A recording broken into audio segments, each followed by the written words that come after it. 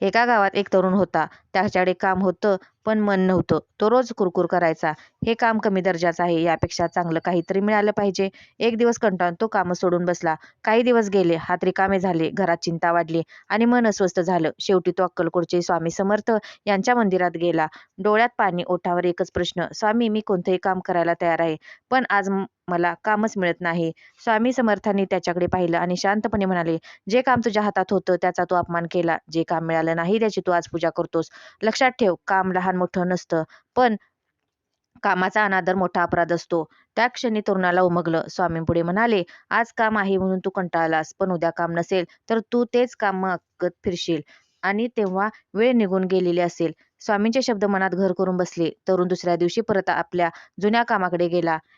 या वेळी कंटाळला नाही, तर कृतज्ञता होती. काम करताना तो मनात म्हणू लागला, हे कामच माझी साधना आहे. हळूहळू कामात प्रामाणिकपणा आला आणि प्रगती आपोआप आली. स्वामी समर्थांचा आध्यात्मिक संदेश, काम ही सेवा आहे, सेवा ही साधना आहे. जे आहे त्याचा आदर करशील तेच तुझं भाग्य वाढवेल.